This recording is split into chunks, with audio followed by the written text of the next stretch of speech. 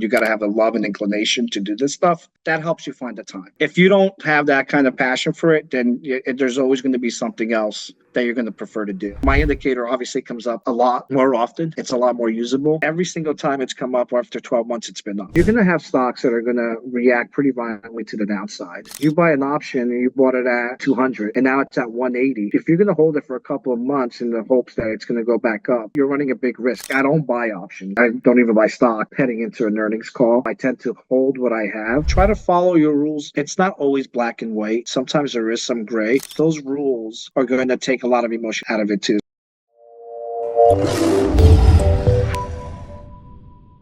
All right. Hello, everybody, and welcome back to the TraderLion podcast. I'm your host, Richard Moglen. This is brought to you by the Ultimate Trading Guide. You can pick up your free copy of this excellent resource using the link down below in this description. Joining us today for this episode is John Rodrigues, top performer in the 2023 U.S. Investing Championship in two different categories. He came in second in the Enhanced Growth Division and also achieved a triple-digit return in the stocks division. So really looking forward to diving into his process, how he manages risk, his entries, his exits. Should be a great episode. Stick around until the end. And John, thank you for joining me today, and really looking forward to chatting with you about your process. I really appreciate the invite, Richard. I'm really happy to be here, especially knowing the past guests that you've had on here, some of the legends, some of the Hall of Famers. If we had a Hall of Fame, we should have a Hall of Fame. Some of the Hall of Famers of the USIC. So to me, it's a great honor to be here today. Yeah, well, I'm looking forward to it, and let's go ahead and dive right in. I'd love to hear kind of about your background. I understand you've competed in previous competitions as well, so I'd love to hear kind of, how did you first get interested in the markets? What's been kind of your journey like with trading and just the stock market in general? Yeah, so I'm not really sure what triggered my love for the markets. Like Vipa had touched on this on one of your earlier interviews, right? Where, I come from an immigrant family. My parents, both of them had like a fourth grade education. So it wasn't, definitely conservative and investing in the stock market was not something that was looked upon as far as like an option. For our family at least. But at some point when I was a little kid, I got really interested in the markets. And I remember when I would get like the paper, I'd get the sports section and the business section. I had no idea what I was reading, what I was looking at, all those ticker symbols, all those numbers. I just knew I loved it. It looked like a box sport to me. And that's kind of like how I got started. I must have been like 8, 9, 10 years old during that time. So I've always had that inclination, I would say, towards the markets. I remember watching it on TV. I remember watching on my own Louis Rookheiser on PBS, and kind of like starting maybe as a teenager, getting a familiarity with the markets and so on. And then when I went to college, I went in as an accounting degree, and even I got my accounting degree, and even then I was never with the intention of doing taxes, doing auditing, or any of that stuff. I just love financial statements. Yep. So analyzing financial statements and all that stuff, like that really helped me. I didn't know it at the time, but it really helped me down the road when I started like analyzing companies, and eventually I became a credit analyst. So all that, that accounting background and familiarity with financial statements really helped me. So in the 90s, of course, there was like the stock craze and everybody really, was into the stock market. I was into the stock market. I really enjoyed it. And I was listening to, at the time, there was a podcast. It was just a radio show on the weekend. It was Bob Rinker. And he always had such great financial analysis and just talked about current terms, current events that were going on. Remember, fully understanding what was going on with the 1998 Russian ruble crisis, and then the FX crisis that we had, the long-term capital crisis. Mm-hmm. And, listening to Bob Rinker, like kind of just got me more and more interested. Eventually in 2000, I would say, or 1999, I guess, like I was transferred over to the credit side of the firm I was working for, or I'm still working there. So I was a credit analyst for several years, and so that was like a big eye opener for me. Again, at the time, I didn't recognize the impact that was going to have on the way I looked at investments in the future, right? Because like that was like the bond market. Nobody talked about the bond market in the 90s. Everybody was just talking about the stock market and the crazy gains and all that stuff. So, but going back to Bob Rinker, um, the only reason why I didn't lose money in 2000 and during that crisis, that crash, was because he had guided his investors to sell out and kind of go into less riskier investments and bonds and so on, and tips. Like I remember he was pushing tips at the time, which actually did really well over the next like 15, 20 years. But and I always wondered, like so many people lost money during that time, and I wonder, like, what did he know? Like, understanding, like, reading, like, read his newsletter and all that stuff.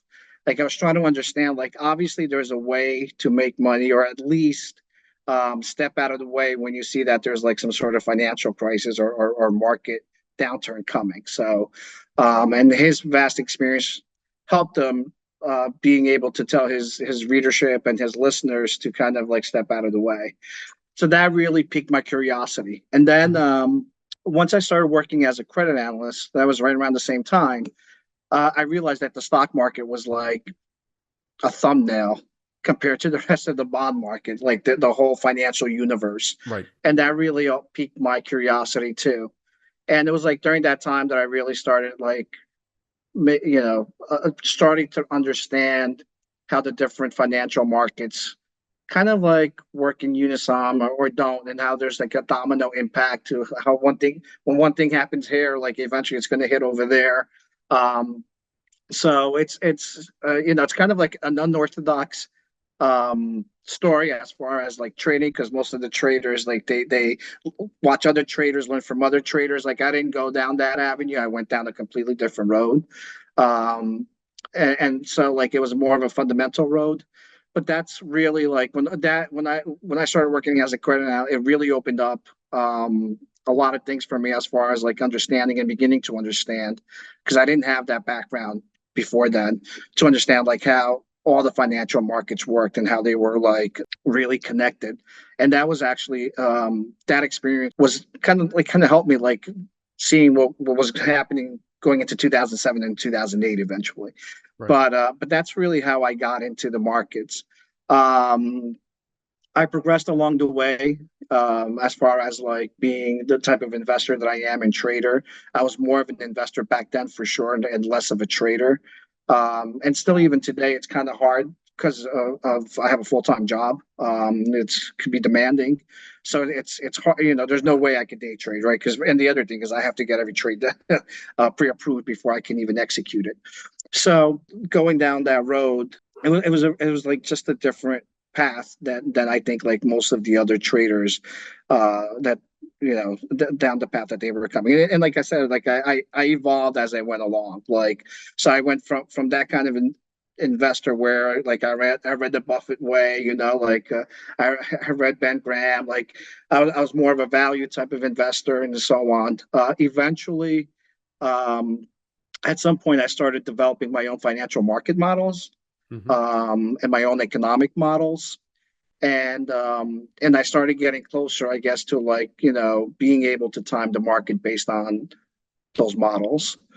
And they became more and more helpful the more and more I understood. Um, and over time, like how to read those gauges of that I was looking at, kind of became my navigational compass. So along the way, I'm still doing a lot of mostly value investing, looking for good bargains and so on. Somewhere along the line, I started reading IBD. I read How to Make Money in Stocks, and I just completely fell in love with it because it was perfect, right? Like it was, in a way, it's growth, it's not value, but you're looking for companies that are strong earnings growth, strong sales growth, just healthy companies, strong balance sheets. Mm-hmm. And through that book, I really learned how to became much better. It evolved even from then at reading charts. Hmm. So charts like now become a big part of like my analysis and how I look at stocks. And at some point down the road, there was for years I would be like, all right, I'm looking at stocks, like it's breaking out, whatever the criteria is, high volume breaking out, it's 90/90 on the RS EPS rating, I'm going to buy it. But I wasn't marrying that with the other analysis that I was doing every week, which was maintaining my financial models and my market models. So I did that for years, and I had really good results. Like I beat the market and all that, but they weren't like, I wasn't getting like triple digit results. Like I wasn't, I wouldn't say I was like really outperforming the markets by that much. Or by as much as I wanted to. Once I started to learn how to use my market models, my financial market models to kind of dictate when I should buy or sell. So kind of like what IBD uses as like, the follow through days and so on. Right. I Those are great, or you start seeing distribution days. Like my model start seeing that ahead of time, before or during those distribution days. So I use that to kind of guide me of like, how I should How aggressive you're going manage to the be. portfolio, how aggressive I should get. So like if I think we're at a bottom, and I see some of the gauges like turning, in a way that we're definitely bottoming out, we're getting ready to kind of take off, then I'm going to get really aggressive. So like I once I started managing it that way, and even managing the risk based on the models, then it just that's when my returns really started to expand. Hmm. Um, so that's basically my story of like how I got started, and then kind of like the evolution of where I am today as far as like a trader slash investor. Yeah, it's cool because it's a little bit different compared to other traders who I've interviewed for sure. And how would you kind of define, I guess, your time frame or style? Are you more on the position trader? I know you said you were an investor. Now it's more of a mixture. Are you kind of more on the position trader end of things? How long do you kind of typically look to hold a position? I guess is a good frame of reference for that. Yeah, I would consider myself a position trader. Definitely not a swing trader, although like I've seen some of the videos and some of the things like Mario's does, and some of the other folks you've had on, and I find it like extremely interesting. But I can never really, based on the fact that I work, like I can Yeah, never your do that. I situation. Yeah. I, I and not only that, like having to pre-approve trades and stuff. By the time, and I'll go into some examples where that's hurt me because of timing. And I'll go into some examples too, because like last year was kind of a good year to go over like some of the things that happened to me where like in the beginning of the year I got off to a slow start because I didn't fully listen to like what the model was telling me, and that's because I Mhm. got like conflicting information almost. And I'll get into that as we go along through the interview. So it's actually a really good example of like how my returns can get hurt because I didn't time it correctly. I wasn't you know paying enough attention to it when I should have been. But yeah, like as far as like swing trading, it's I find it really interesting. I only got into it like over the last couple of years. I think ever since I start participating in the USIC, and even like some of like the traders, like the Sean Ryans of the world, and Mark Minervi, and so on, and then what they do. Like I was really not that familiar with it until I started participating in USIC, and I'm like, man, how are these guys generating these returns? Like, what are they, Bitcoin? Like, they have options out on Coinbase or something, and then I start watching their videos and how they go about it. And I find it's really interesting. It's just a different concept, and it just like holds to what investing is all about, man. Once you find your niche, you Mhm. just go with it, and you just refine it, and you get better at it. It's okay like if you try to dabble in something else and learn and get another perspective and it might help you in your own trading. Um, but when you find what makes you successful, then you have to stick with that, and you have to build on that. So that's really important. But yeah, fully really interesting. A lot of the things that a lot of these traders are doing. Yeah, and when you look back on your trading journey thus far, are there particular mistakes that you are making earlier on in your career that when you kind of identified them and kind of fix them, whether it's with rules or, establishing systems so you wouldn't do that, that really kind of contributed to performance. So I guess, looking back, are there any kind of key mistakes that you were making that you had to fix that maybe, traders watching this are also kind of going through? Yeah, and I think it's something that you touch on a lot. It's a big thing for you, um, is managing risk. Mhm. Um, and I got much better at managing risk. Like back in during the financial crisis, I saw I saw that coming. I played it great, but I didn't manage risk correctly, especially like through 2008 going into November, I was up 20 or 30% somewhere between those. But I got overly aggressive going into November because I felt like what was going to happen in March of 2009 was going to happen after the election in 2008, and it hurt me. It hurt me a lot because I got overly aggressive. I didn't manage the risk properly at that time. And that was a huge and painful lesson for me. And so that aspect of it, yes, like I did set some rules. I spent many years like refining certain things. It wasn't, the process was correct up until the Mhm. risk point. Right. So that's the part like that was really frustrating, like when 99% of the world is down and you're up going into November like I was up in 2007, 2008. That's when I won one of the Portuguese. Portuguese championships. Like I did really well going up until November of 2008, and I could have ended right there and had like an amazing year, but I didn't manage risk properly. And going into the end of that, into 2009, it really hurt. It hurt me. So, Yeah. and And and yeah, so go I ahead. set a lot of rules, and I went along the way of like correcting that and ensuring that I minimize that ever happening again to me. Yeah, and I want to ask you, and we can maybe dive into this later as well as you go through more of your process, but how do you marry, what's going on in other markets, fundamentals, whatever, with what the price action is doing in reality? Because they don't always kind of line up, and even if, an indicator says, there could be a correction coming, around the corner, it can take a while for that actually to come into effect. So how do you kind of marry what your models are saying with what you're actually doing and listening to the stock market is actually doing as well? Yeah, it doesn't like work in a way that, oh, March 6th, definitely there's going to be a crash and Right. we better be short. It's a transition. It's transitional. Sometimes I get lucky and I can tell like on the day that this is like bottoming out. That happened last October, I believe October 24th. But for the most part, it's a transition. And what happens, and a good example is like what we're seeing right now, right? We're in the beginning of March. So what we're seeing now is, yes, the stock market's been up. There's been great performance. Yesterday, I had a great day. And I had a great day because all my longs did great. And because you could sense there's some weakening already in some high performing stocks, um, I've started to take short positions. And that allows me to not only take advantage of the fact of what I think is going to be a downfall or maybe a 10, 15, 20% correction in that stock, but it also allows me to hedge my portfolio because now my models are telling me, hey, looks like we're getting up to a top here. Um, it's time to start, selling some stuff. So like what I start doing is when my models start telling me that.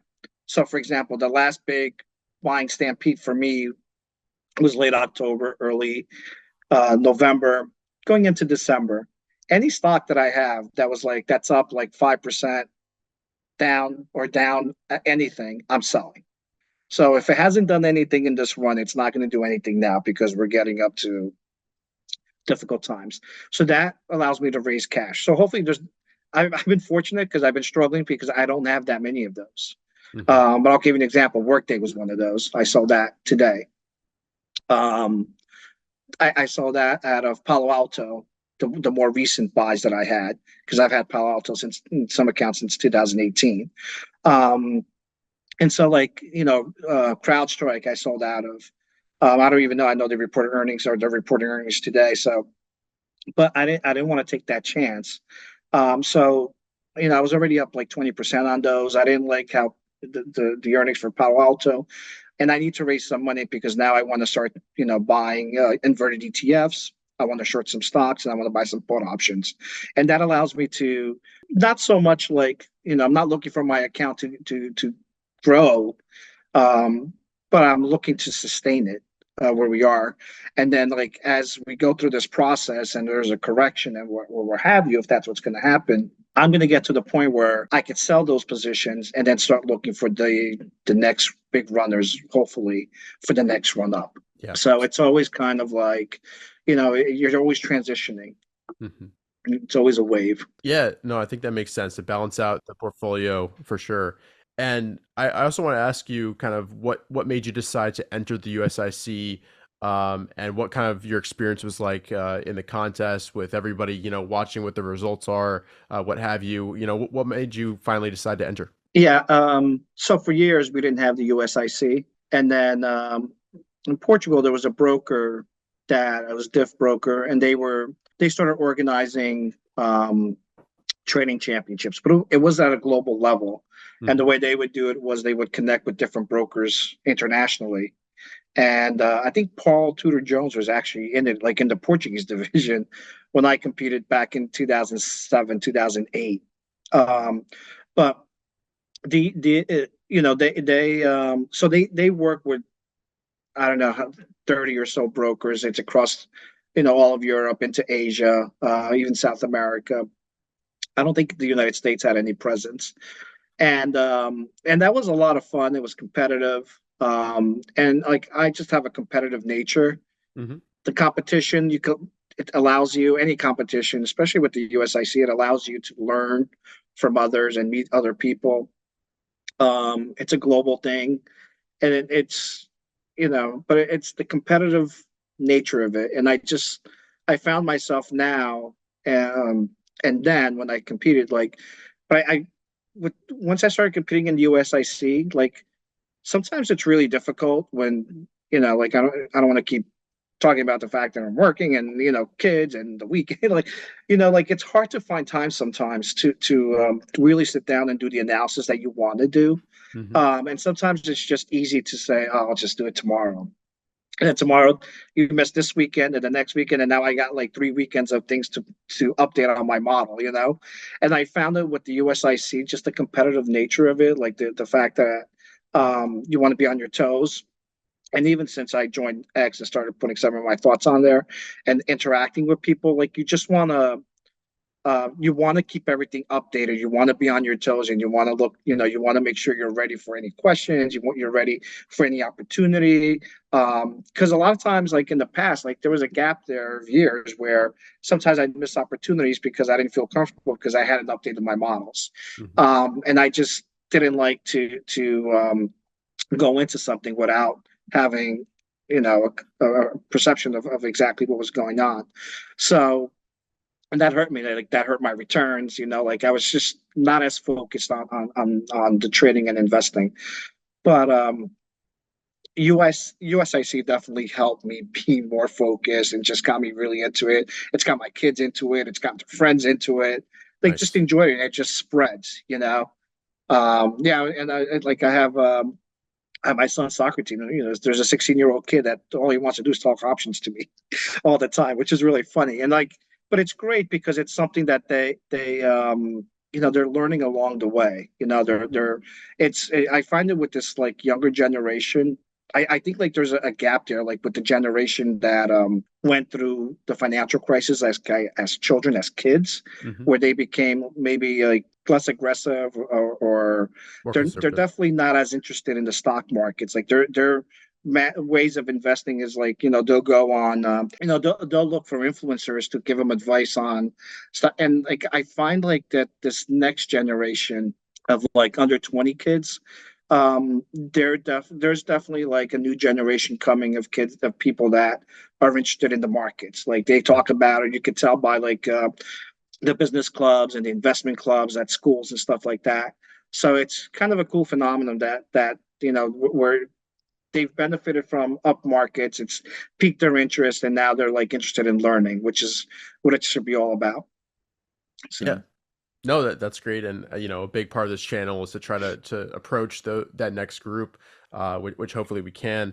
And to touch on and call back to something that you said at the very beginning of that, I actually think a big chunk of people watching this probably are kind of doing this while also working full time. So um, I don't know if you have any kind of tips or thoughts on how to best approach that. But I think anything that you might add would be helpful for people who it's tough to manage time, to do a routine, all of that. But how have you kind of made it work while doing this while also working full time? It's a passion for me, and even like at my job. So we support an investment team, right? I'm in operations and supporting the investment staff and working in risk management and so on. And so you're still dealing with investments. Like I'm looking at all types of investment vehicles, and even before what I'm doing now, um, before that, I worked on the forecasting team. So Hmm. having that knowledge and background of like how different investment products work, it's really beneficial to me, like in my job, and it just makes doing my job that much easier. Like it just makes it more fun, and it makes it easier too to try to pass that knowledge on to newer employees that come in and the younger staff that are coming in through college and so on. Hmm. Like I think it's a great opportunity to be able to like pass that knowledge on to like the next generation and the next group of people that are coming in that are going to be doing this type of work. So, but that's there's the difficult part is that I have to pre-clarity trade that sometimes like timing is of the essence, and like you're limited to the I would have been a positional trader anyway. Like I don't think I'd be a swing trader, but it does limit you like in kind of like pursuing other things that you might want to do. But I mean there's pros and cons, pros and cons. So but it works out. I think it works out great. Yeah, and from the time management perspective, do you have any advice for people who are working full time who also want to, trade? Any kind of tips that you found have helped you kind of manage both things at once while, still staying engaged and active? Yeah, I mean one thing that I remember Jim Cramer used to say all the time, you got to have the love and inclination to do this stuff. So that helps you find the time. Yeah. If you don't have that kind of passion for it, then there's always going to be something else that you're going to prefer to do. I mean, that's just the bottom line. But if you have a love and inclination, you're always going to have the time to do it. And I think like there's a lot of, it's not like the old days, like where, you don't have to graph your own technical analysis. Like you don't have to get the graph paper out. I mean, you guys are coming out. I should say Deep View's coming out. I've been working with that this weekend. That's a great product. I mean, there's so many, like using IBD, that's a great product. There's so many great products out there that help you streamline the whole process of like having to research Right. that, you know, saying that I don't have enough time really isn't a good excuse if that's all you're trying to do. Like I complain about it because I'm trying to do financial models that probably take up like, an hour, 2 hours during the weekend, and I have to take my kid to the soccer game, that kind of stuff. And so and you have other responsibilities. But in reality, like if this is something that you want to get into and you could spend like a couple of hours a week, that's totally feasible. I mean, that's you could spend like an hour, like if you have a portfolio of I know diversification is the only free thing you get in investing and all that stuff. You could diversify with 10 stocks, or 10 investments, and one of them could be a spider. And so you have all the diversification you need right there. So, but if you could spend an hour, 2 hours a month on each stock, you're good. Like honestly, like it should be enough to kind of like get you by and really get your chase buds going with investing. Yep, great. And I want to pivot now a little bit to dive a little bit deeper into your style and also last year 2023 and how you traded it. So I know you've got a few things that you can share as well. So feel free to if you'd like to share, your Excel sheet if you'd like to. But looking back at last year, how would you kind of break down your performance, month to month, and how did the overall year go for you? I know you said that it started off a little bit slow. So I think, the year I think I had an excellent year. Mhm. It could have been better. Yes, I mean, I could have been worse too. But I looking back and reviewing the trades, especially as I was preparing for this interview. It really kind of helped me hone in on like some of the things that I did that I Hmm. could have done better. And I remember exactly why I did it, and what my thought process was at the time. Um, and I could have done things a little bit differently. I didn't, um, but I still ended up finishing second on one, on the enhanced competition. All my portfolios did really well, um, and one of the things that to where my models really helped me too, as far as like timing and taking out risk or not taking out risk, is like it's even just managing like my kids 529 plans, my 401ks, and like things like that. Like I'd rather go in to a market, like let's say you have $100,000, okay, and you're able to kind of recognize that there was an issue, or not an issue, but the market's kind of topping. It's kind of like you want to do a safer investment, or you want to move your money from stocks to a money market. Hmm.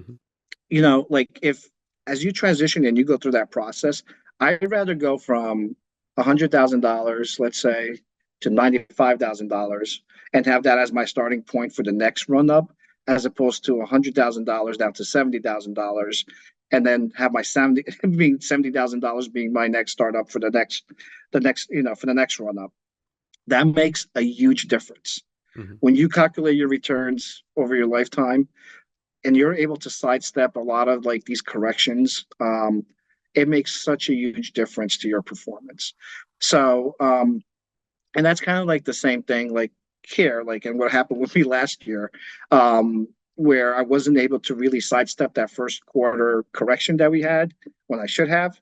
And that's kind of like when I got into trouble. So, Nice slogan there. I like it. thanks. My son actually did this. So, the logo, and then the one below there too.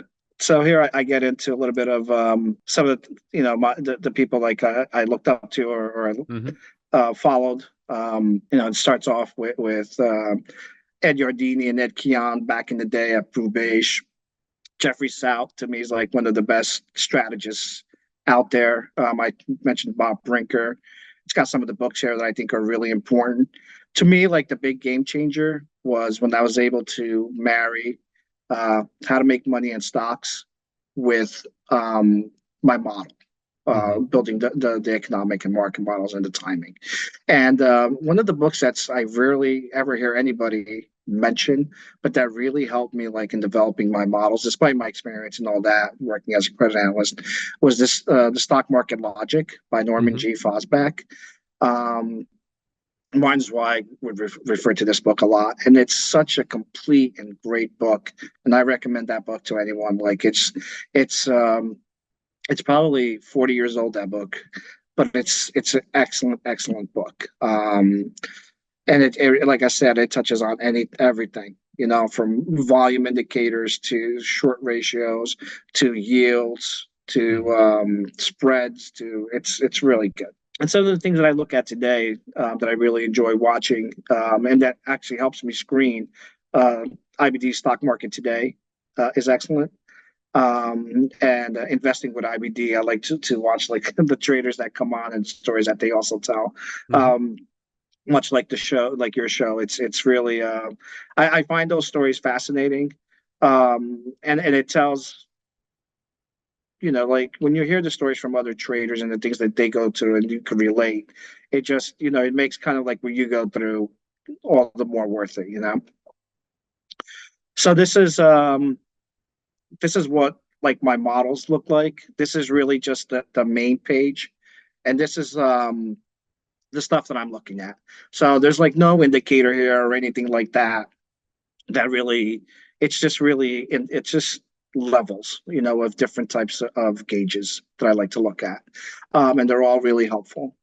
Some much more helpful than others, but and there's some things here that are things that I've developed throughout the years that are really helpful, that help me in determining whether or not we're the market's overbought or underbought, or oversold and so on. But these are like a lot of the indicators here. These are more of the economic indicators. Some of these things I developed on my own, and they're really helpful. So this is some of the things that I look at that kind of like help me determine whether I know. Like an example is like people were talking about lowering interest rates back in November, and back then I said I don't see never that by May of this year or March of this year we would see rate cuts, and I still hold the thought that I don't even see rate cuts coming this year. But that doesn't matter what I think, because if the market thinks that, then that's going to help the stock market, and that's exactly what's happened since late October. And can I jump with the question going back Sure. to your overall model, maybe even one more slide back? If you know, a trader who hasn't really looked at any type of macro you know, all these indicators were to kind of look to develop a system and start a system, what would be kind of the first few indicators that you'd suggest them to take a look at, and maybe some general guidance about how to go about that?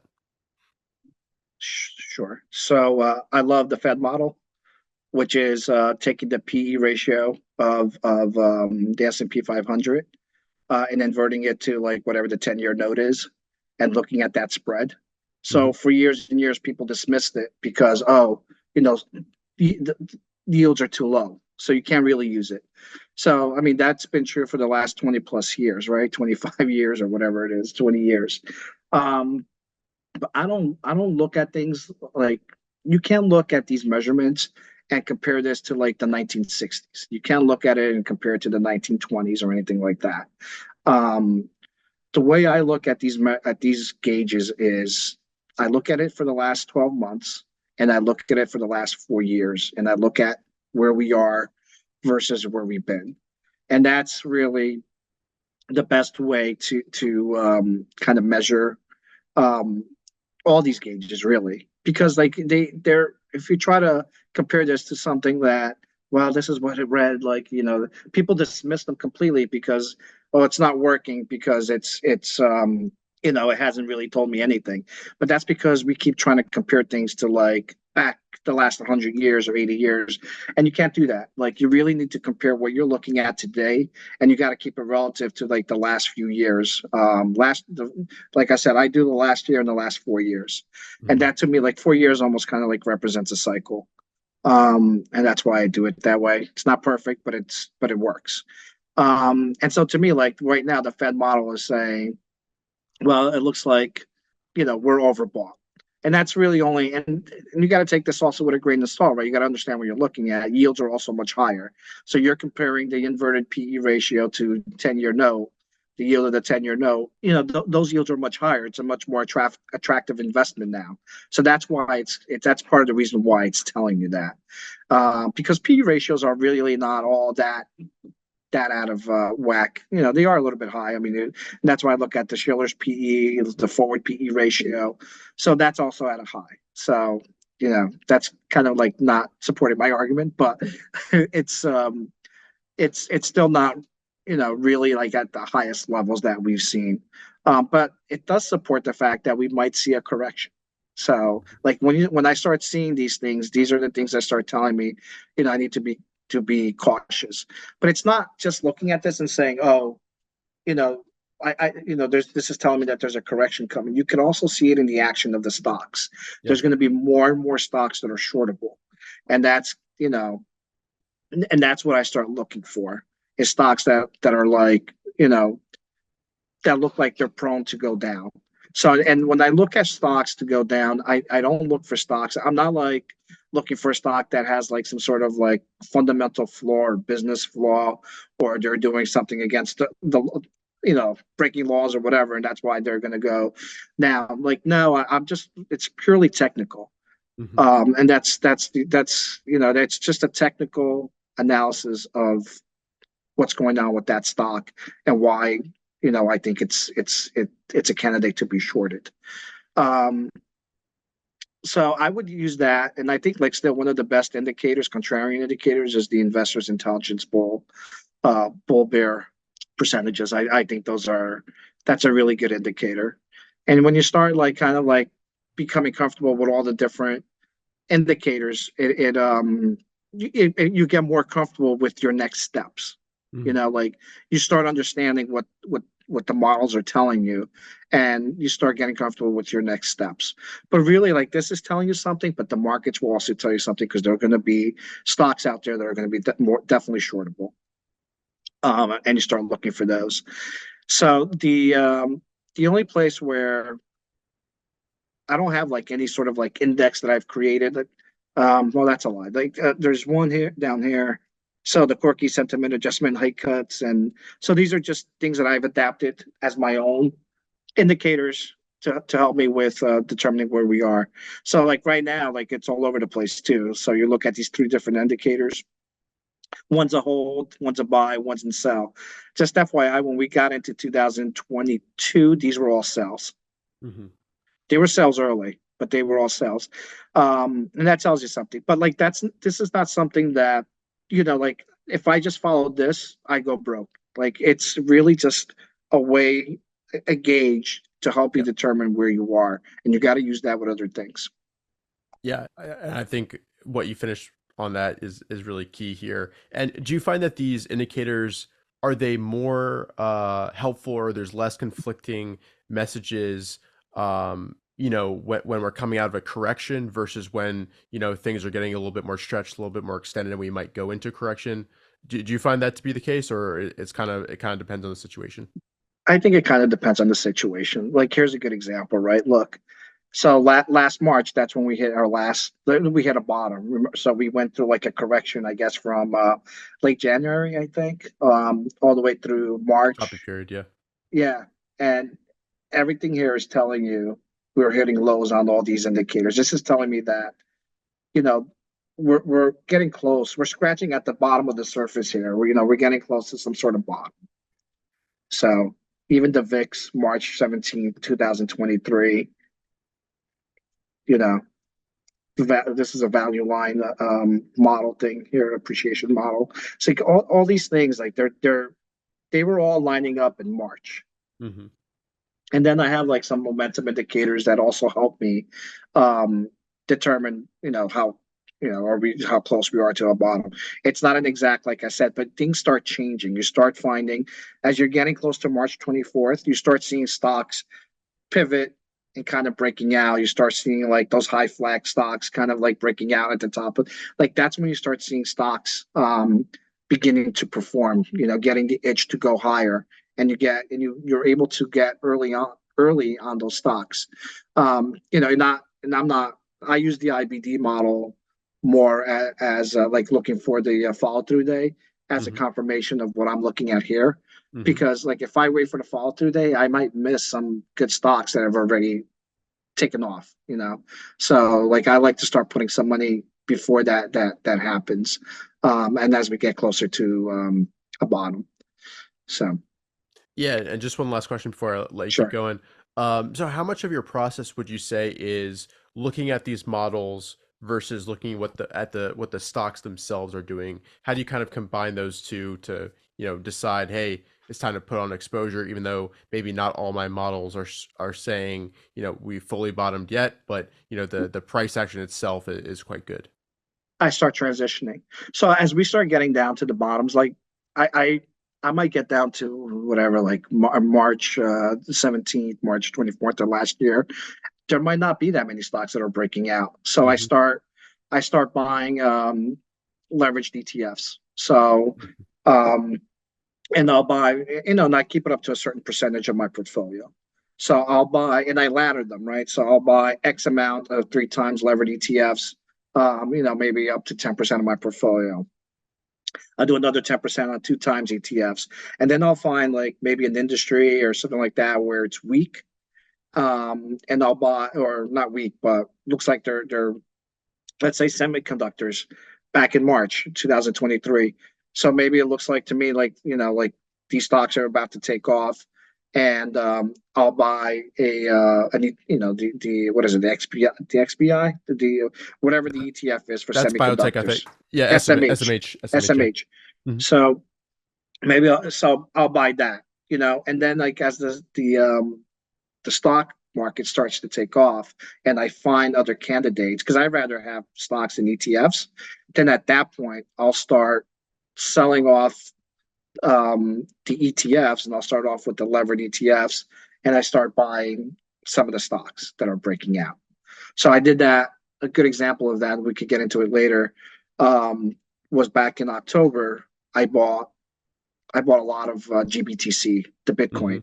Mm-hmm. So one of my other models that I have are really, so like I keep track of about 80 ETFs. So this was showing me that the momentum for GBTC was like really strong. Even when the stock market was going down back in the fall, so September and October, GTBC was already had been started taking off. I guess it was like in the summer or whatever.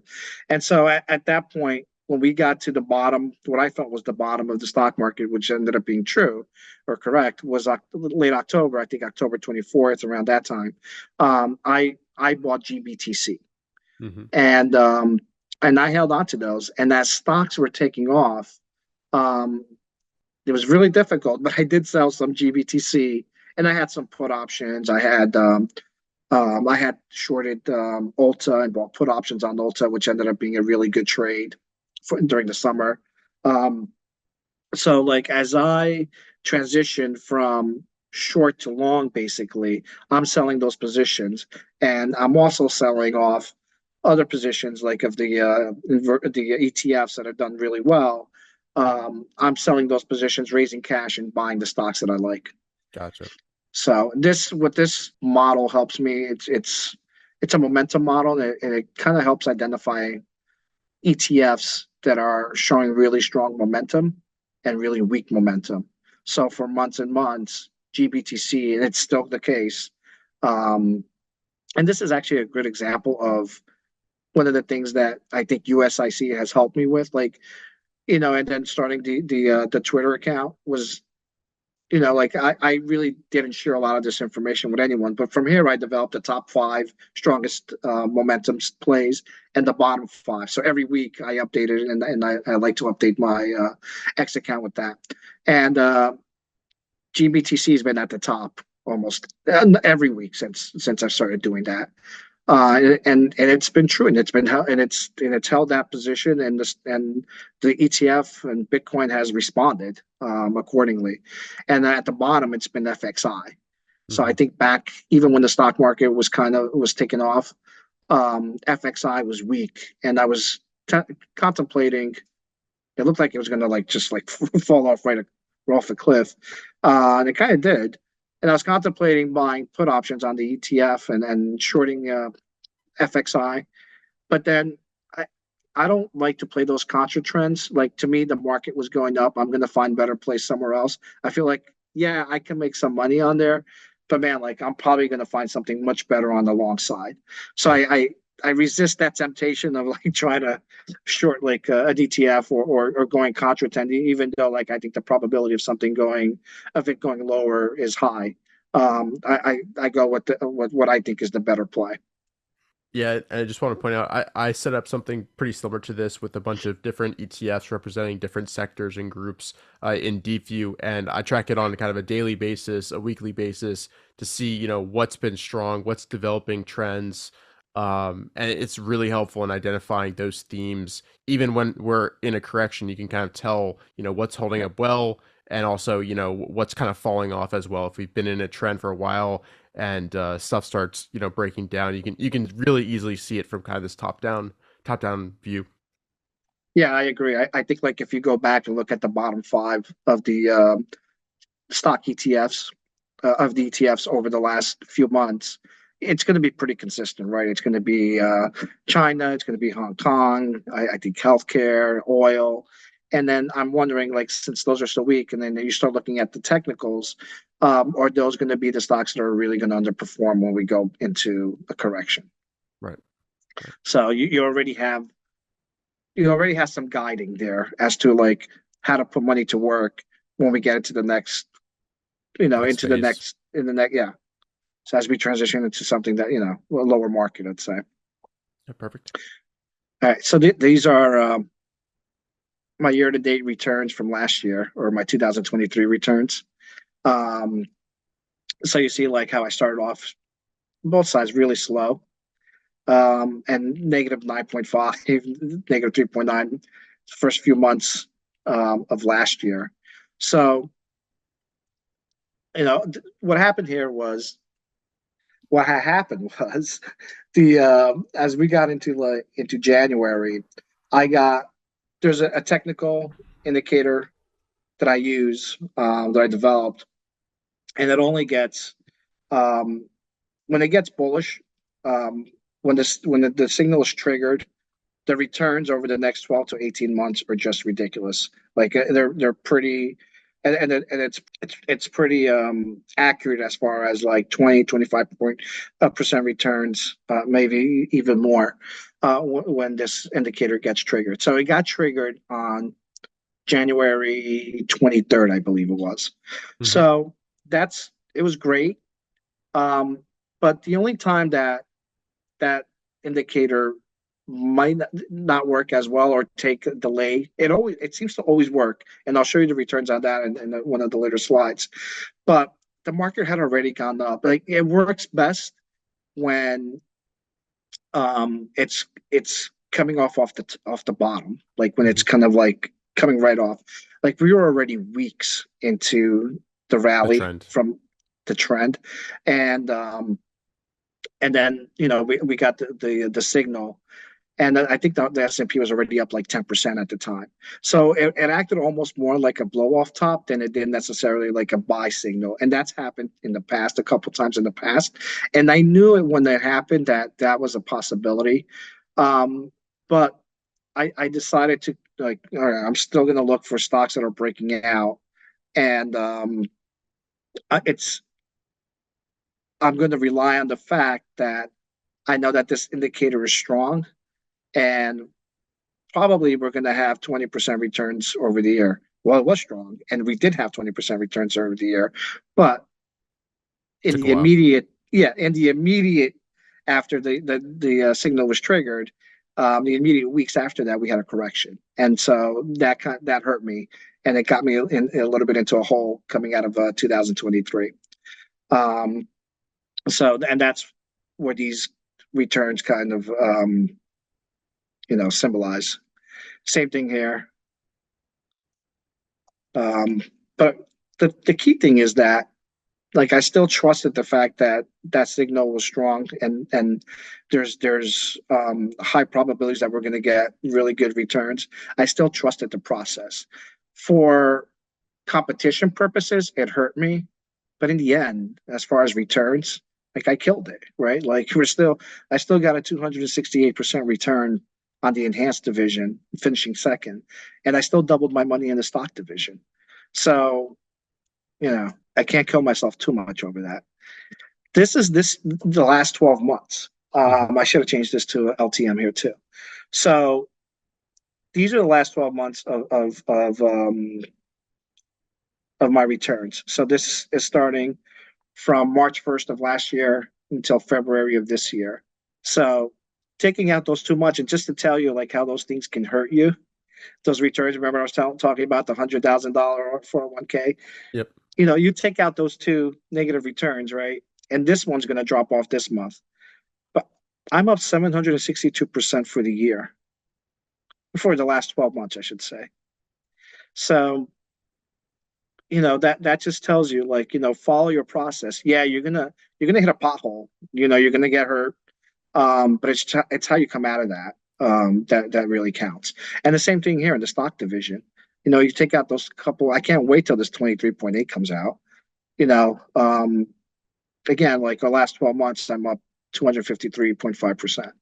So, but I followed the process, and that's a big reason why I did what I did. Okay, I knew that was a possibility that this could have been like kind of a blow off top, as far as that indicator, but I still had to trust my process. The same thing happened with that indicator back in, and this is I back tested it, so I wasn't using it per se back then, but in 2009, January 2009.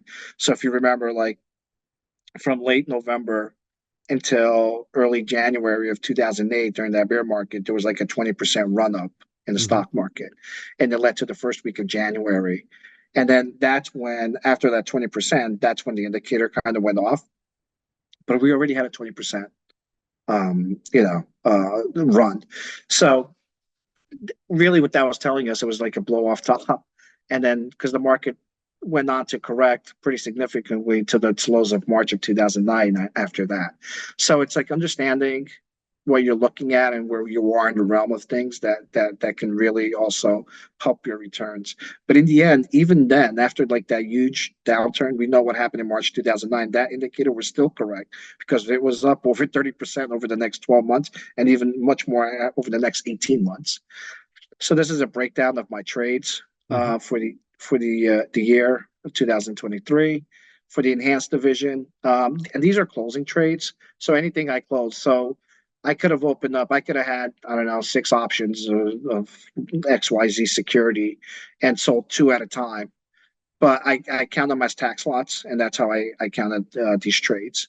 Um, so counting them that way, 76% of the trades that I made or the closes that I had were in the positive. The average win was 52.5%. The average loss was 29.2. So a nice little spread there. So it's really different from like, the swing traders, right? Like you're I call it like almost like nickel and diming, right? You're looking for 6%, 7, 8% return and keeping your losses down to 2 or 3%. But it works because of the volume. Like I think Sean Ryan had like 500 trades for the year. Right. Like I'm like, wow, I could never do that. Like 500 trades, that's just but you do that and you get substantial you get a few 3, 4, 5% every time on net, you're gonna do well, and that's exactly what happened. Um, and the same thing here. So this here, like I took it on a weighted based comparison. So basically, I took whatever the cost was and divided it by the whole cost of everything that I bought during the year, Hmm. and multiply that by the gain, and that's how I came up with these figures. So each on that each one was 28.2% versus negative 5.6, and a little bit lower here for the stock division, mostly because this is driven by a lot of options action, right? So it's going to cause a lot of the returns to be higher. It could also cause them to be lower, but keeping your risk in hand, this is how I performed, or these are basically the breakdown of the trades that I made. Yeah, and for on average, and it might change obviously depending on the market conditions or other factors, but what portion of your account, your total account, do you put into any one trade? Is it pretty consistent, or is it based on the risk that you can, set based on a technical level? How do you kind of determine that position sizing? Yeah, so that's a good question. It depends on the account. So like I cheat a little bit with the USIC accounts. So at one point I had 50% in options. Like I don't have that in the regular account. So in the regular account I try to keep it to like 20% of my account Hmm. total, and no more than at the cost, no more than 10% in any one particular position, um, whether it be an option or a stock. So, and that's taking the emotion out of trading is like a big component of being a successful trader. So I try to stick to those type of rules. I might not always follow them to the T, but they're in the back of my mind, and I know that I need to reduce risk by selling or diversifying or whatever I need to do to kind of like not expose myself. But basically, to answer your question, I'll buy. Usually, it's about whatever I buy. The position that I buy is about 10% of the portfolio, and that goes also for options. In Hmm. total, of all the options that I might hold, I try at a cost basis not to have more than 20% of my portfolio in options. So, and that's the same thing with ETFs, with levered ETFs. So I try not to have like more than a certain percentage, in an ETF, or I should say in a levered ETF. But I will, If it's a regular ETF, I'll buy whatever. Like if I think it's or a WM, or I'll buy whatever ETF. If the regular ETFs, just one time, either short or long. Hmm. Those I'll buy more than 10%. Like those are inherently, they're already diversified, so I don't worry too much about that stuff. And the only reason why I do it with the levered ETFs is because they're levered, so they're obviously they're riskier. Yeah.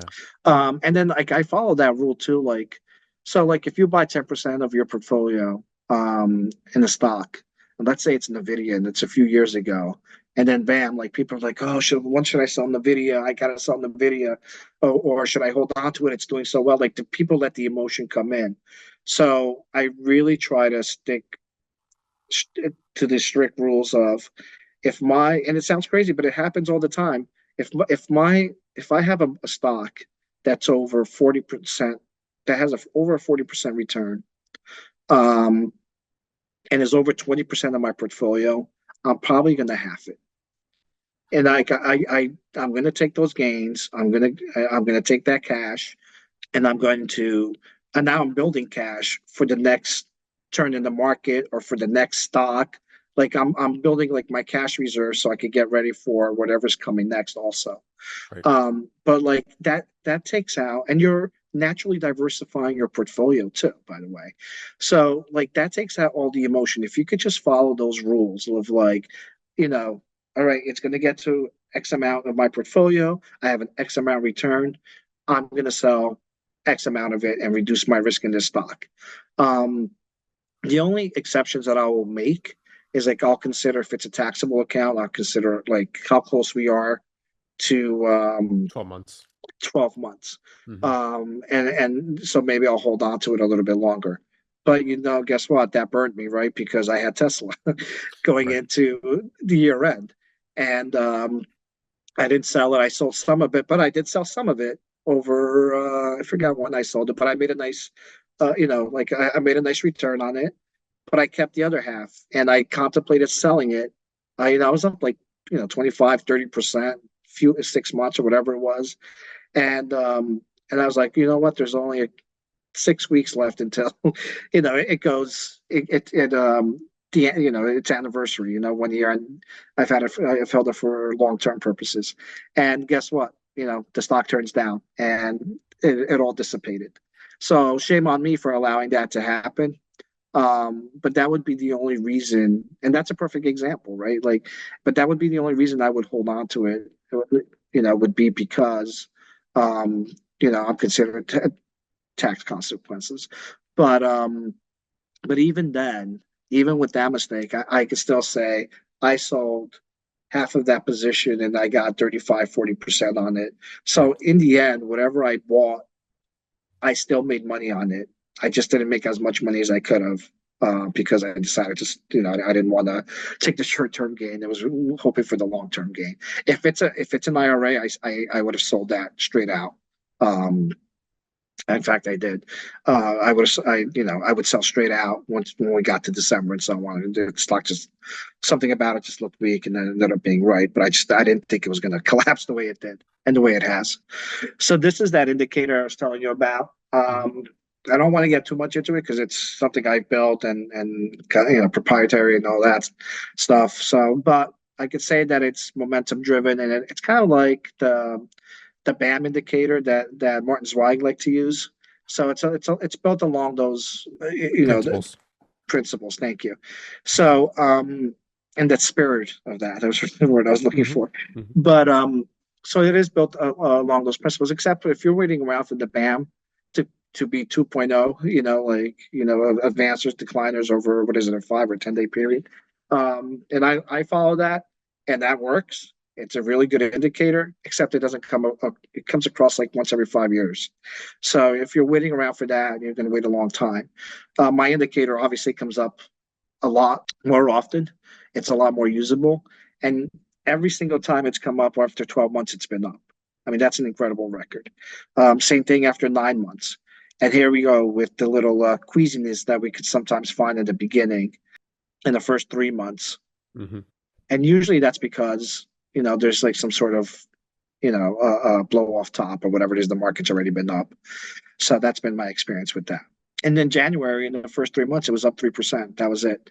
So in the end, like, yeah, we went down. We had that correction, but the S&P was still up 3% from January to, I guess, April 13th during last year. This one is a much stronger indicator, and that happened on November 3rd. Hmm. So, and the reason why it's stronger, it's because it's shooting off from the bottom. So that's what makes it really strong, and that's what got me aggressively also buying during that period, looking for stocks to buy and so on to build a portfolio. But so that's that technical indicator. Hmm. All right, so we could get into some of these trades. I'll start with the SPY one.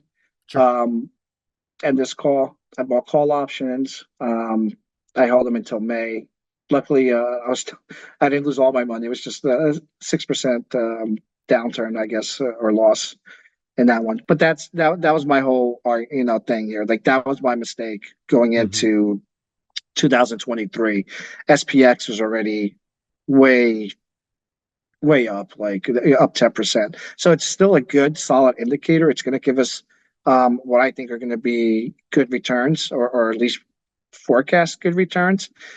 But in the near term, we were already up, 10-12% or whatever it is, going into late January into February. So when I look at the trades that I made, a lot of these, I wish I would have kept the put option on PANW at the time. Not that it would have done great. Well, I probably would have lost money there too, because it was up 27.8, but that was really the way to go, was like really just keeping the portfolio kind of steady, as opposed to going out and buying. I mean, I still did well on some of these. I bought URI, and that went up 62%. Obviously, I got crushed on MCFT. The Picard, I ended up selling in June. It just wasn't doing anything. And then these were the Tesla call options that I had bought. But some of the things that I was looking at and the reasons why I bought these. So if we go back to URI, it's actually one of my favorite stocks. So here's the big reason why I bought URI at the time. Um, here's that big breakout. So this is the kind of stuff I look for. I try to stay with anything that's EPS rated over 80, relative strength over 80, hopefully going up, definitely going up. And then those are the stocks I kind of isolate, and I'll build, a different views for them. And so at the time, this was like, one of the reasons why I bought. So this is 126. So I bought it right here. Hmm. But big volume breakout, great looking stock. I know it had like a 90 plus EPS. And if I look at the weekly, so I like looking a lot at the weekly um, breakouts and so on. But that doesn't mean, like, definitely on daily, I'm always looking for, like, I have my screen and I'm looking for those stocks to do something, special. And that's usually breaking out on high volume, um, and the high volume, it's got to be usually like, at least 25 to 30%. So a lot of like the Slim rules that O'Neill had taught us through the how to make money in stocks. Um, so this meets that criteria. So I'm just looking for high volume, and at least a 3% upturn during the day. That's what catches my eye. Um, so I bought this stock on the 27th, and it looks great, right? It looks like your typical. It's breaking out over a base, great stuff. So, but the problem is the timing of it. Right. So we bought it here, and it looked like it was a good buy. It still went down pretty considerably, right? We went down from almost 33%, from 480 to 320 within a matter of weeks. So that's probably the reason why this was actually a good transaction on my end. I ended up selling it on 2.8 for 27.8, but I bought it that same day. Um, and what I was doing here was really trying to lock in my gains It went from 39 to 63. And maybe the only thing I would have done differently here is like I ended up rebuying it on that day, right? On 228. And all I was trying to do is reduce my risk. So I sold it at 63 and I bought it back at 38. So, I was looking to diminish it as part, like as a percentage of my portfolio. And that's why I did that. And Hmm. on 228, it probably still looked solid. Like I didn't have any reason to believe that this was 227. So during that week, obviously there was a downturn Hmm. that probably didn't make me feel very comfortable, and that's why I did that. But I didn't think we were going to get like such a drastic downturn. So yeah, we're going up, and I sold it right here and rebought it that same day. So there's really no reason to believe, for me to believe, that we're going to see this. But something made me feel uncomfortable, where I just wanted to reduce it as a percentage of the portfolio. And then, like I like to give my stocks a little bit of room. So, here's the 50-day moving average. I was hoping it would hold here and it didn't. And then once it collapsed here, it was kind of almost like an end game for me, right? Because at some point now, like this is a call option on at 470, and now we're at three something. Right. So whatever the value was of that stock now, um, going into March, April, it probably wasn't worthwhile for me to sell. Like the risk reward, like the risk was already taken over. So my only hope now would have been um, to hope that they had a like really good earnings report and kind of like bring it back into the money so that I could, maybe sell it or at least have some hope in it.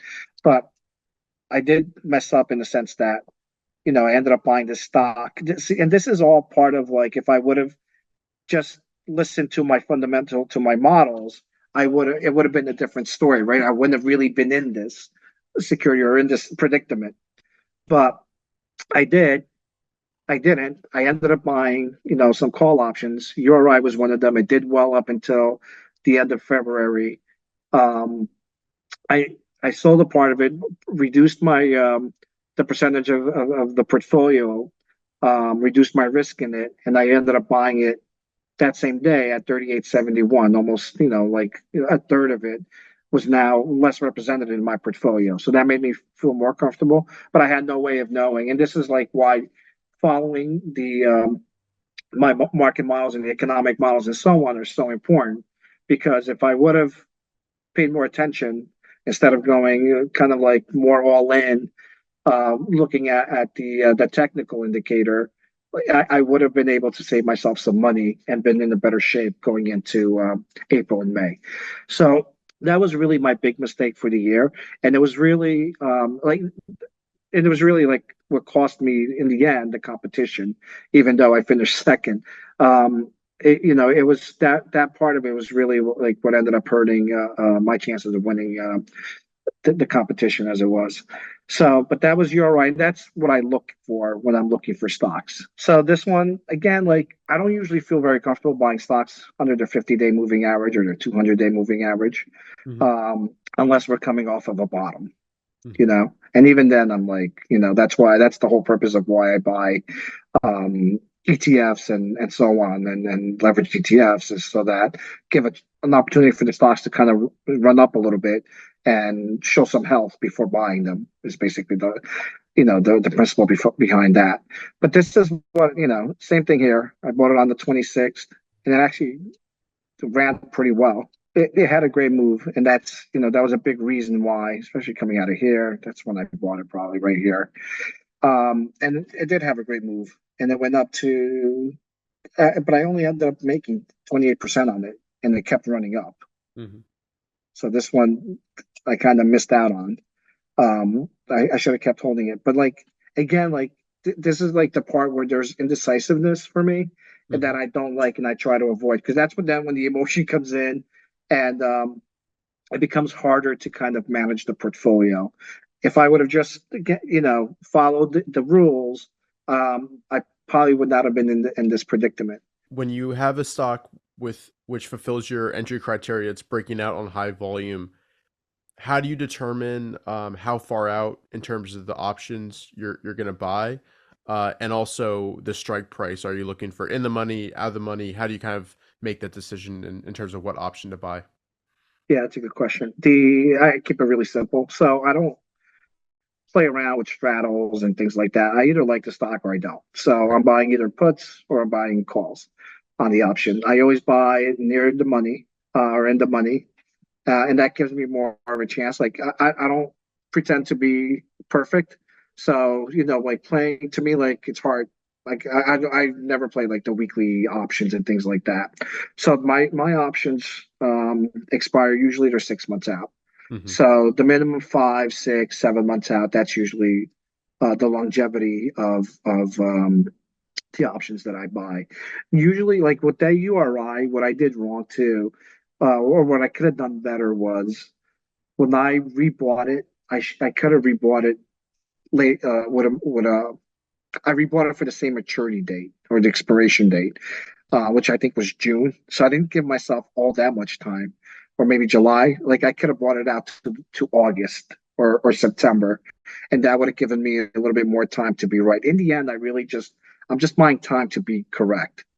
I'm not trying to guess what day it's going to turn around and go up 100%. I'm just giving myself time. Like I feel like the probability there's a next probability, a high probability that I'm going to be right, based on past setups like this one. But I need to give it time for it to be right. So that's, but yeah, to answer your question, usually in the money, Hmm. and usually with like 6 months out on average is when I buy options. As I get closer to expiration, like I don't like to hold options that are unless they're really up, they're less than 3 months from expiring because then the volatility just increases even more. I'm constantly reviewing them and on top of them and just trying to keep them within a certain percentage of the portfolio. Yeah, that's helpful. And just one follow on there. What would make you cut up an options position early? Is it based on technical action of the stock itself? Because a few of those, uh, went to zero. The option lost its value. Is that how you manage your risk? So it's based all on sizing, or will you actually sell an option early if the stock moves No, against you? Yeah. yeah, no, I'll sell it early Hmm. if I have to. The reason URI dropped so quickly, Hmm. um, so like I feel like if you go in and start buying call options now within the current market, where we're hitting like some pretty heavy to me, like I think we're just getting closer to a top, like a short-term top, but we're getting closer to a top. So you're going to have stocks that are going to react pretty violently to the downside. Look at Tesla. Over the last couple of days, like you buy an option and you bought it at I don't know 200, and now it's at 180. You if you're going to hold it for a couple of months in the hopes that it's going to go back up, um, you're running a big risk. Now would be probably the time to because you're also losing the time value of money. Right. That's the thing with the options. So what happened with me with URI is that it backfired so quickly that it went under out of the money. That at that point to sell it, yeah, maybe I could have gotten like $600 or $700 per share, and sometimes I'll do that because I'd rather have 700 than nothing, right? To work with. But I thought that if we got into a sweet spot in the market, which I was right about, um, and that they had strong earnings, then maybe it could pop, and that's why I'm taking a chance there. So like at that point, that's the big risk. So I think there were two stocks that went to zero, but at some point, like the movement is probably so fast that I can't react to it, and that's why I keep them at a. That's why I reduce the percentage of it in the portfolio, and that's why I keep them at a certain percentage of the portfolio to begin with. Right. Um, but that said, like the margins on those trades were still very high and worth the risk. So with the car, so this had broken out. This is the weekly chart. Hmm. This had broken out back on the week of January 23rd, and at some point over the next couple of weeks, I bought it probably here. Did you enter this kind of after the breakout because you kind of have to get your trades pre-approved, so there's kind of a waiting period? Was that part of it? Sometimes, yeah, I mean, usually they're pretty good at coming back to me. same day, and so on. Hmm. But yeah, see, when you're looking at this, that you're at the top, right? You're looking at a bigger, a nice little handle here. Hmm. So this is so I it's probably, yeah, 215, 218. So I'm liking the stock. It already had broken out. I'm thinking that this is kind of, Reconfirm. Yeah. flagging right here. Yeah. But again, like the timing of it, just eventually it goes back up, but it goes flat for so long, and then it takes off right after I sold it. By the way, so that's a great one. But I can look back at that and say, oh man, that sucks, or whatever. But I got to go back and see what I bought, because I maybe that performed better than Picard did during that time. Like, this is a stock I like. It met all the criteria: 90 plus EPS, 90 plus RS. But it just went flat for too long. And while the market already had taken off, Hmm. and it did nothing. So at that point, now we're getting closer to June, July. I probably sold it and bought, because I had the ideas of buying something else, I'm sure. The Tesla, the call, this ended up being a really good call too. Yeah, I bought it right around here. This is 126 right here. Hmm. So that's when I bought the Tesla. Again, big volume breakout to me. Um, I had my eye on it already. I wanted to get in. And again, like even this one, ups and downs. You cut out the volatility if I had it, if I was just more patient. So I returned to the same thing, right? Like the whole concept of having been more patient and not getting in right away in January would have saved me money. It would have put me in a better position to take care of to take advantage of the uptrend going into late March and April. So we've kind of gone like, so I divided this up into 4 cycles. Hmm. So this is the first cycle, and this is the one where I struggled with the most, because I just wish I would have done things a little bit differently then. It would have set me up better for the whole year, obviously. The second cycle, this is where things start taking off in late April. So May 1st, I'm buying Meta. I bought NVIDIA on May 1st. Obviously that was ended up being a great acquisition, and this was the big trade for me, because actually these two trades. But when NVIDIA reported earnings in late May 2023, that allowed my portfolio to go positive. That was the big shift for me once they reported earnings. So this is that earnings report. And May 1st, and there it is. So that's the big breakout of NVIDIA on that day. Nice little handle, Hmm. nice volume. And that was enough for me to want to get in. Again, like, just keeping an eye on these stocks and looking for an entry point. I just liked its price action. I knew the AI story. Just looking for the right situation here. And I Hmm. should have bought more here. So like even the week before, it's breaking up about above the handle. It had broken out here, so this is probably what caught my eye. I didn't get in here. How do you handle earnings reports with your options positions? Is it just kind of like as if you're trading shares? Will you sell some into strength beforehand, or are you just looking to, I guess, hold through and manage risk like you did originally? A little bit of both, I guess. It depends on where I am with the option. Hmm. So in the video, that was relatively a new option. That's why it's 6 months out. So this one expired in November.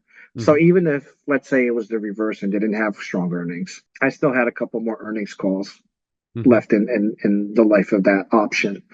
But yeah, as we get closer to earnings calls, and I don't buy options. I don't even buy stock heading into an earnings call. I tend to hold what I have. If they're really, if the options are really well, and it depends too on the expiration, right? So if I'm within 3 months of expiring and the earnings call is coming up, and especially if I have a gain, I'm probably going to. I did that this year with SMCI, or was it NVIDIA, where I sold it like the day of that they were reporting earnings, and then I just extended the expiration 6 months out. Like I just Hmm. bought a new batch. I rolled it over, to a Hmm. new batch of 6 months, and so that helps me in two ways, because now I'm reducing the exposure of that option, um, but I'm also extending the expiration of that option. So I'm reducing risk on two ends there. Yeah, So perfect. And John, maybe we should just do a few key trades from each cycle. sure. Yeah. So obviously the Nvidia one was key. Hmm. The Avanco did really well. And here's like the Nvidia that I sold this on 6/8. I booked the trades 151%, and I opened up another. I rolled it over to another Nvidia option that it were expired a month later in December. So that Right. month, a lot of times those are crucial, and it's important to do that. Take a look at SMCI 6/8. So SMCI was kind of like I really liked SMCI. After I bought it, I didn't. The price action was good, but I just felt like it was vulnerable. Hmm. This was heading into July. Yeah, it was choppy even It before was this move. yeah. Yeah. So it was great. So when did I sell? When did I buy this? On 6/8. Hmm. So right here, this breakout, right? Six Hmm. seven, yeah, 6/8. And then it's kind of like up and down, and then it takes off. But I'm getting nervous with the choppy situation, and plus my indicators are kind of like getting frothy. So to me, I wasn't feeling so comfortable with this trade, and I ended up selling it like 6 weeks later. Made a nice profit on it. I just wanted to keep those profits, lock in those profits, and that was the reason for that. So that was a good trade. This was a very good trade for me, but this is one of those where getting things pre-approved and getting things on the timely fashion kind of hurt me. So Sirius, I took a look at it, and they had pretty decent earnings, and the relative strength was like gaining strength. And usually I don't buy stocks that are under $10 or anything like that. But I know Sirius, I know the stock, and I looked at the short ratio, and it was like 15 and some crazy percentage of the shares that were being shorted. And so I ended up, I bought it solely on the speculation that I think that there could be a short squeeze on it. Well, lo and behold, like, within 10 days, I guess, 2 weeks, there was a short squeeze. So I'll show you the chart to this one. So here's the short squeeze. Is this the 11th or the 20th? Yeah, the 21st.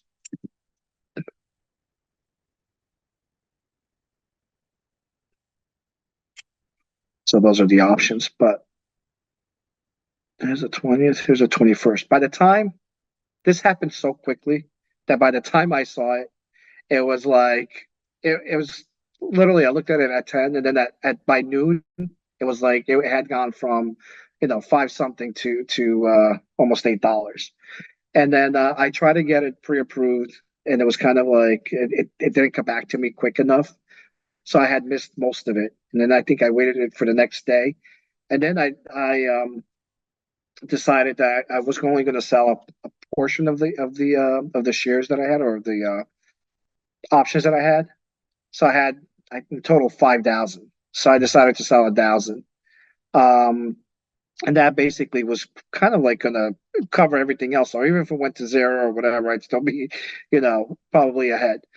But I immediately regretted it because, and this is another example, right? When your strategy is you bought the security because you were hoping for a short squeeze, then you sell the damn stock when the short squeeze comes, and that was my big regret because then too, like, I didn't appreciate how fast it would move either, and then I guess I got a little greedy as it's coming down here. Like I'm hoping that I'm thinking that the short ratio is still high. I'm thinking that there's still a possibility that's going to go back up. So yeah, I made good money on this, but I could have made a lot more. And it's because like if you just follow again, take the emotion out of it. This was the reason why you bought it. The short squeeze came. Sell the security, move on because this security really didn't even meet most of my criteria of what I'm looking for in the stock. First of all, it's under $10, so it's not one I would normally uh, buy. Hmm. So, like, man, I felt like a genius where, yeah, great job. You called it, the short squeeze came. But then I feel like, a dummy because I didn't execute the way I should have. And again, this might have been one if I executed it properly, would have got me over the top. And maybe like these little things um, could really help you. Would have been the difference. Like maybe I win the competition. So things like that. But you always need a little luck for these things. So we did Seri, we did. So I'll go into two more trades that I Hmm. thought were really important. So the Ulta trades. So you So really flip short, it seems, in this so trade. yeah, so Yeah. that's an important point. Excellent point. So again, the timing of it is really, really good, right? Because here we go. We're in the end of we're in July. We're getting close to it. It's getting long in the tooth. I'm beginning to sell some stuff, raising some cash. I should have sold all of Sirius. I would have been in great shape for the downturn. And then we go into the third cycle, and the third cycle begins. And Ulta became what made Ulta important for me is because it kept my account, or it kept the portfolio in the positive. We did well, or I did well during August, September, and October. The Uh, correction, yeah. yeah, so comparatively speaking, I did well, and that's what brought me to the top in USIC. Um, so this is where, and Ulta was a big part of that. And I had been eyeing Ulta, and I opened it up on 725. That might have been when I sold SMCI, right? Yeah, because I remember selling SMCI and thinking I could use this money um, for something else, for Ulta. Off to Ulta we go. Hmm. And it's a good stock. It has, again, nothing to do with fundamentals. It has nothing to do that. It's just a technical opportunity. It's all it is. I think so. This is one of the things I look for. I'm pretty sure it reported earnings here. Hmm. It gapped down pretty bad, and then like I'm looking at how it performs going back up. So a lot of times stocks just go sideways. A lot of times they just go nowhere. They're just kind of like fizzling around. But this is, to me, almost like a dead cat bounce. It has a nice run back up, um, and it gets back up to 473. It closes that gap, and at this point, I have heavy eyes on it, and I just think there's like volume is drying up. It doesn't look very powerful. If it dips back down between below the 50 day that crosses below the 200 day, and I just jump on it. Like I Hmm. just think like we're going into a correction, which we did. I think I thought the market was long in the tooth, and I'm looking for a way to protect my account, and this is one of the ways. So I shorted Ulta, and I also bought put options on Ulta, and it ended up being one of the best moves I did for the year. And it got me way into the positive, and at the top of the competition. So How big a position was it of your portfolio? when I took on that position, it had to be at least 10% of the position. Hmm. So, and then I bought more on 8-4. So, like it was probably a good 20-25% of the position at that time. Hmm. And probably because I really felt strongly that it was going to go down. We were going into a correction, and there were like I don't have any other options in here. You know what I'm saying? Like so, Hmm. it might seem risky, but the fact is that I didn't have any other positions um, that were like put positions that would help the account endure a correction. So later on, I did, but this was kind of like at the end, and Knicks really didn't do that much. I ended up getting 22% on two positions, but and then like you could see here, like I didn't have a lot of like I wasn't really looking at a lot of securities to short. So I took on I bought SPXU, SH, SDS. So I'm just trying to gain as much as I can with the inverted ETFs. Hmm. Um, but the positions started coming on 725, 822, and so on. And I think it's also important to note when I sold. So that was almost right at the bottom of the correction. And I started flipping to the long side. Hmm. All the ETFs, yeah, you know what? It doesn't seem like it's all that much money, but when you aggregate this all together, this is, I have 9% more now, 8.6 for 22% more money that I can use to go on the long side when the market finishes correcting. Right. And that's exactly what I did. So, that's the next cycle. So here we go. I take on positions in GBTC, a big portion of my portfolio, because with ETFs in my mind, even with Bitcoin, um, it could be much more than 10%, and it was much more than 10%. So I bought a ton of GBTC because I wasn't sure what stocks to buy at the time. I just knew I wanted to go long, and that's what I did. I bought TME. That's Tencent. That's another stock usually you don't like. I don't buy. Especially with the Chinese stocks and stuff like that. There's always risk involved there, outside of just the fundamentals and the technicals. But it's performed really well for me. And I just had bought a lot of GBTC. Hmm. I bought ANET, went long the Qs, and bought Adobe. That was not a great trade, but the rest were NVIDIA, CrowdStrike, URI, CRM. They all like, even though the video was down 33%, this is at year end. That's what I mean. Like, so these were open trades as we Right. got to 12/31, but the video obviously did great in January and February. And URI, I bought back into it. So even though I got crushed by it, like, I'm not going to discriminate it against it. Like, it was me, not you, that kind of thing. So I bought URI back on 12/1 again. 84 point. We made my money back basically. CRM.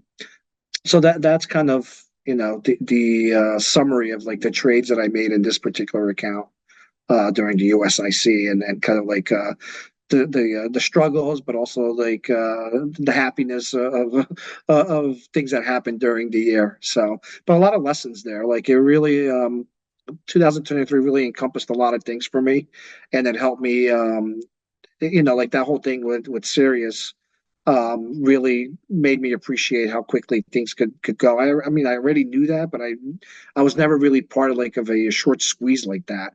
Right. And so like having that information going forward is going to be very helpful. Yeah, and you really killed that turn from the correction in late October into November. Like, you really stepped on the gas at the right time to the long side. And that's the whole purpose of having like the indicators and then the models. I mean, sometimes they're not as clear cut, Hmm. and you transition. You go in, and you don't have to be. It doesn't have to be all or nothing. You don't have Right. to be all in. Um, you transition, but you do have to be conscientious of the fact that things are changing. Like right now, things are evolving. They're changing. There's still some great stocks, but it's a time to kind of evaluate your stocks and see, hey, if my stocks haven't done anything since November, maybe I'll sell them. And maybe I'll start thinking about um, taking an inverted ETF to kind of protect my account, that kind of stuff. Um, so those all those things like evolve, those, and you'll start seeing like that, like I mentioned before, that the sure, my models are telling me, hey, we're long in the tooth, but it's not just that. Like, there's a lot more stocks that look very weak, and Hmm. I'm taking advantage of those, like as I'm coming across them. Yeah, and you might have mentioned them already, but like you just did, but what were your most important lessons that you brought away from this 2023 and competing in the contest? Were there any key things that now going forward you're going to pay much closer attention to, for instance? Yeah, I think it's just like that serious The short squeeze, yeah. sequence.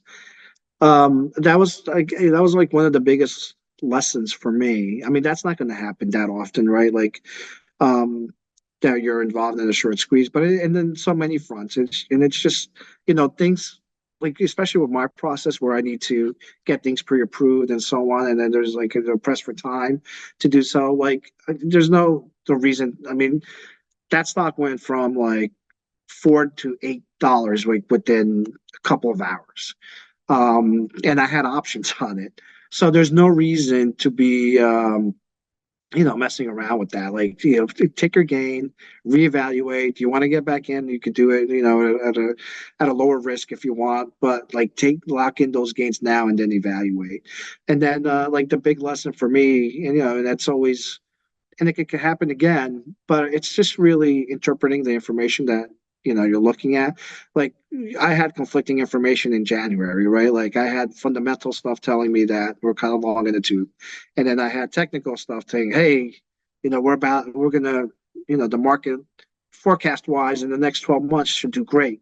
but I could have, using my experience, I should have been able to time that a little bit better and avoided some tricky situations with some of the positions I was in.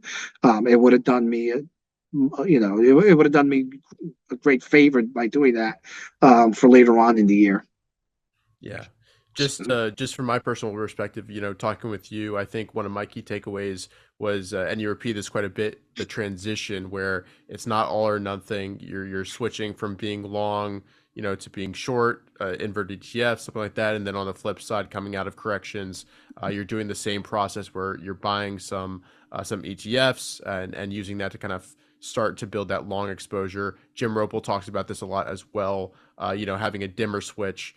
So I think that personally was a key takeaway for me. And also just, taking a step back, do you have any kind of overall trading advice for people watching this? Maybe they're earlier on in their trading careers. What would you say to kind of newer traders watching this to kind of both inspire them, but also pass on some key messages? yeah, I take the emotions out of trading. Like the times I got in trouble in 2023 was because I got, you know, emotional or a little bit emotional. Even a little bit emotional is going to get you in a little bit of trouble. So, like that, again, that serious one, that was emotion. Like if I, I did the analysis, I thought it was a short squeeze. It became a great short squeeze, but I didn't execute. Like I still made money on it, but I could have made a lot more money on it. And follow your, try to follow your rules. It doesn't have to be, it's not always black and white. Sometimes there is some gray, but you need to, I think it's really important to like follow the rules that you have, because those rules are going to take a lot of emotion out of it too. So like that whole, the big question is like people that I get from people is like, oh, I don't know when to buy this stock. Like, oh, when should I buy? But the bigger question is, when should I sell? Don't make it a question. Like, just make it a process. Like it's 40, you're up 40% on it. It's more than 20% of your portfolio. You've had it for over a year. Take some off the table. Yeah. And then I promise you, you're going to find another stock that you're going to love, that you're going to put redeploy that money towards. So it's really just following those type of mechanical rules that are going to keep you out of trouble. Yeah, perfect. John, thank you very much for your time and for walking us through your process and your year from 2023. Where can people reach out to you if they'd like to get in touch or learn more? You can find me on X at Quirky Investor. You could also email me. I didn't put it on my presentation, but it's jpsesio at outlook.com. And actually, what I'm going to do is create a Quirky Investor at outlook.com. And I think that'll just make it easier. Yeah, we can put that information in the description, no problem. So, John, thanks again for your time. Really appreciate it. To everybody watching, I hope you guys found this valuable. If you did, please go ahead and leave the like down below. Subscribe if you're new to the channel, and we'll see you guys in future videos. Take care.